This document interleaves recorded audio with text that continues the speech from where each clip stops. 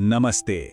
कभी सोचा है कि क्या एक छोटा सा कमजोर सा दिखने वाला जानवर एक ताकतवर शिकारी को भी मात दे सकता है? आज की कहानी कुछ ऐसी ही है। ये कहानी है दिमाग और ताकत की लड़ाई की।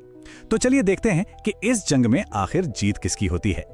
तो हमारे सामने है दो किरदार। एक तरफ है जंगल का राजा, जाहिर है ताकतवर शेर, और दूसरी तरफ एक सीधी साधी सी भेड़। लेकिन रुकिए, ये भेड़ उतनी भी सीधी नहीं है जितनी नजर आती है। ये कहानी हमें सोचने पर मजबूर कर देगी कि भाई असली चालाकी है किसमें, शेर की जबरदस्त ताकत में या भेड़ के चुपचाप सब कुछ देखने की कला में। तो चलिए कहानी की शुरुआत करते हैं। जरा सोचिए, एक शांत हरा भरा मैदान है। हमारी चालाक भेड़ अपनी एक दोस्त के साथ बड़े आराम से घास चर रही है। लेकिन यह शांति ज्यादा देर टिकने वाली नहीं है। क्यों?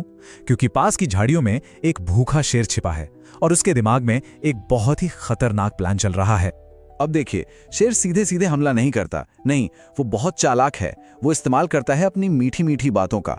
वो भेड़ों को एक ऐसी झील का लालच देता है जहां ताज़ा पानी है, एक ऐसा ऑफर जिसे मना करना बड़ा मुश्किल है। पर सवाल ये है कि क्या उसकी बातों में जरा भी सच्चाई है या ये किसी बड़े जाल की बस शुरुआत है।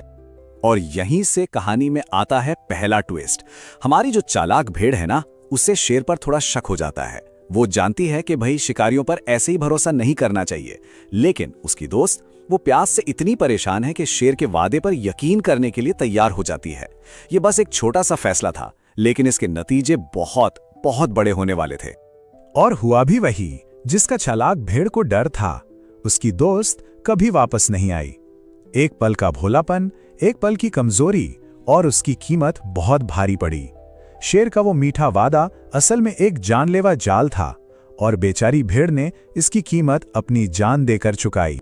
देखिए, ये सिर्फ एक भेड़ की मौत की बात नहीं थी। नहीं, ये तो एक खतरनाक सिलसिले की शुरुआत थी। शेर की चाल कामयाब हो रही थी। वो एक एक करके पूरे झुंड को कमजोर कर रहा था। और क्यों? क्योंकि कोई भी आने वाले खतरे की चेतावनी सुनना ही नहीं चाहता था। लेकिन हमारी चालाक भेड़ चुप नहीं बैठी थी, बिल्कुल नहीं। वो सब कुछ देख रही थी, सोच रही थी।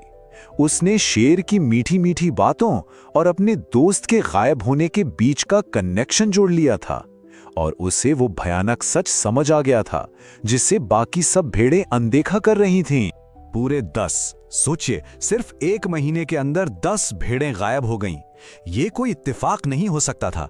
ये तो धीरे धीरे किया जा रहा एक कत्लेआम था। शेर सिर्फ भूखा नहीं था, वो तो पूरे के पूरे झुंड को ही खत्म करने पर तुला था। खतरा एकदम असली था और हर दिन के साथ और बढ़ता जा रहा था। जरा उस चालाक भेड़ की हालत सोचिए। वो बेचारी सच जानती थी, लेकिन कोई भी उसकी बात पर यकीन करने को तैयार नहीं था। उसने अपने साथियों को समझाने की, चेतावनी देने की कितनी कोशिश की, पर वो सब उसकी बातों पर हंसते थे, और उनकी यही नासमझी शेर का सबसे बड़ा हथियार बन गई।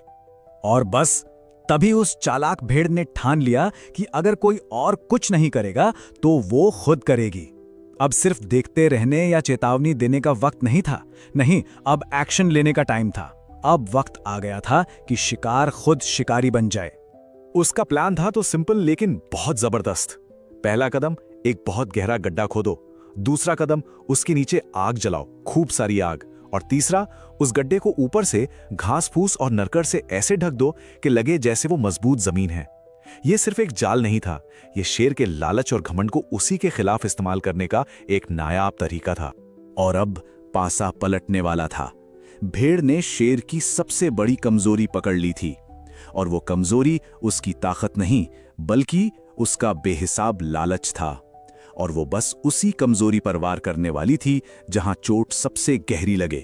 तो भेड़ ने क्या किया? उसने शेर के ही हथियार को उसी पर इस्तेमाल किया। मतलब एक जबरदस्त वादा। उसने शेर को वो चीज ऑफर की जिसे वो मना ही नहीं कर सकता था। एक आसान शिकार, भेड़ों का पूरा झुंड।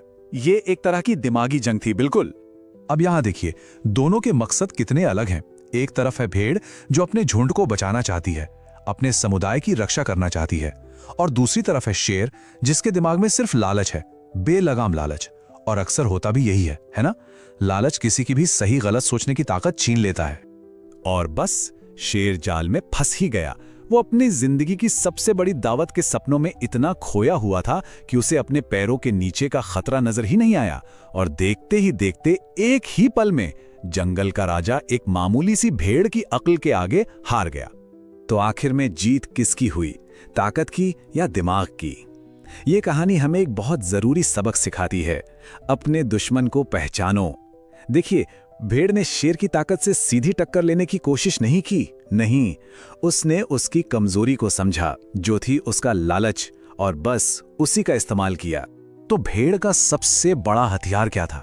उसकी आंखें और उसका दिमाग। उसने सब कुछ गौर से देखा, उसने सीखा और हालात के हिसाब से अपना प्लान बनाया।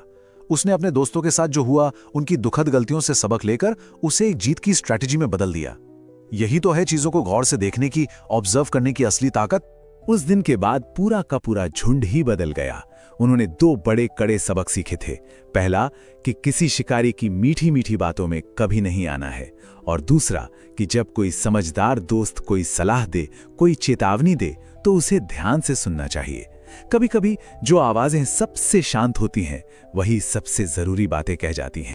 तो ये कहानी हमें एक बड़े सवाल के साथ छोड़ जाती है कि असली ताकत आखिर है क्या? क्या वो शेर की तरह दहाड़ने और सब पर हावी हो जाने की काबिलियत है, या फिर भेड़ की तरह चुपचाप सब कुछ देखने, सीखने और दुनिया को समझने की काबिलियत?